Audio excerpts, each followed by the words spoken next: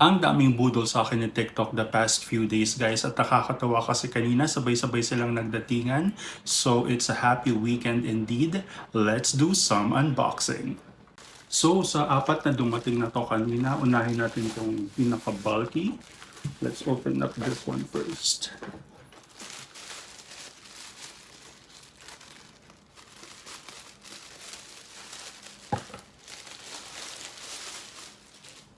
Oh, okay. I think it comes with a freebie. Yeah, it does. Oh, ang ganda ng packaging, guys. It's very secured. So this is the Hokkaido Milk Gentle Brightening Body Scrub. So sikat na sikat to sa TikTok recently, kaya naman napabili ako.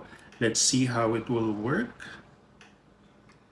Actually, parang mostly skincare tong mga recent purchases ko. Kaya naman, kailangan magsipag kasi ang dami kong products pero tamad ako medyo sa skincare.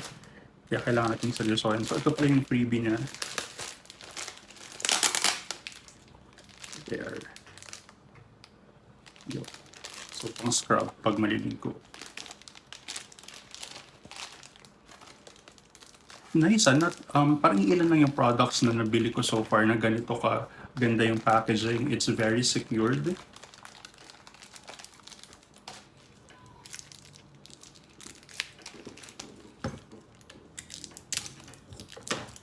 Buksan na natin.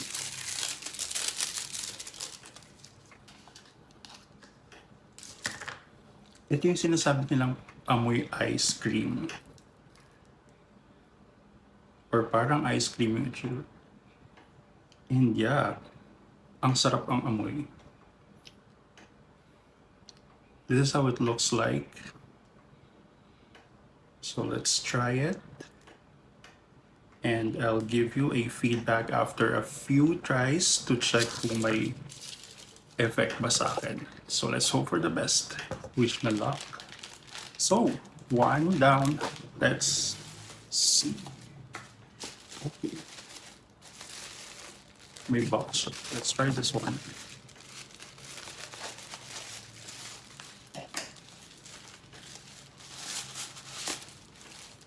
Oh, this is from Dermo Republic, I think. Yeah, I remember this purchase. Tama ba? I think this is a soap. Yeah, for Dermo Republic, na-try ko na yung toner nila na nag-trend din for a good period of time. And yeah, I like the result. Pero hindi pa ako nakakabili ulit. Tinunay ko naman tong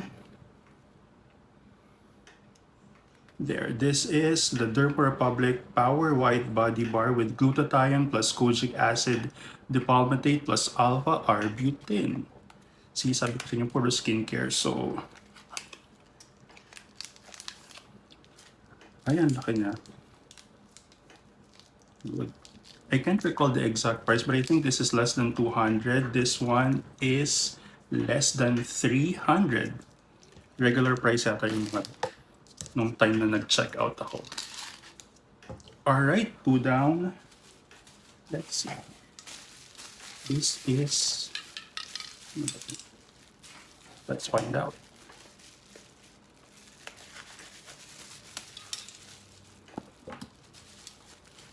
Oh, okay. Here it is. So this is the Ceviche Hair Fiber Thickener. Tested ko na to, guys. This is, I think, my 3rd bottle. So, gamit na gamit ko siya. Kasi, manipis na yung buhok ko. So, it's in a spray form. Pampakapal siya ng buhok. So, like this. There.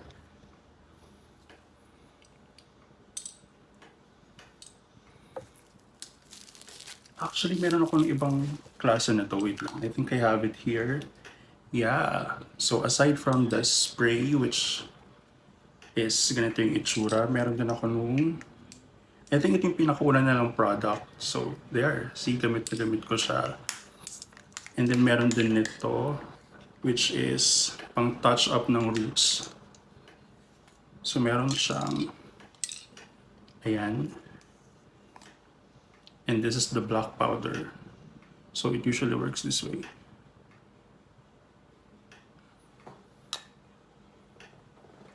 Ayun.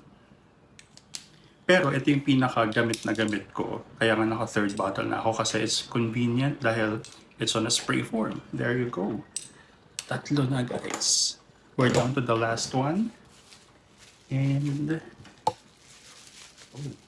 okay. I think I know what this is.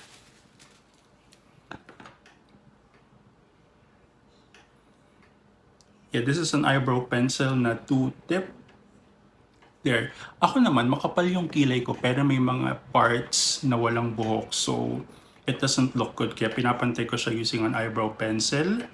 So, this is my most recent purchase. Ano ba brand nito? It's ZC. Ayan siya guys. Let's try to open it.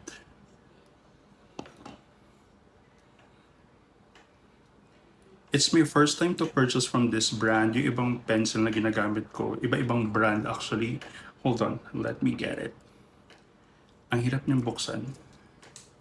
Pero ito. So I had this one from Focal Lure. Ito, so far, the best I would say. Ayan, meron siyang brush. And this is the pen. This is O2O. And ito maganda din to. This is Bia. O diba? Kaartehan. Wait, give me time to open this up.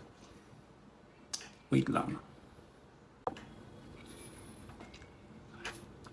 Here it is guys. So it's unwrapped. Finally, nabuksan ko din.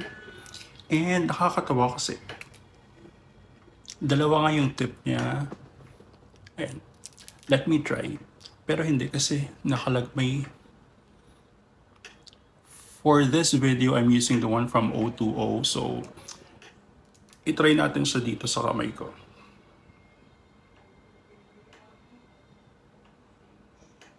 Ayan, I think it's good. Ayan yung itsura niya, guys. There. So I think I'm gonna like this one.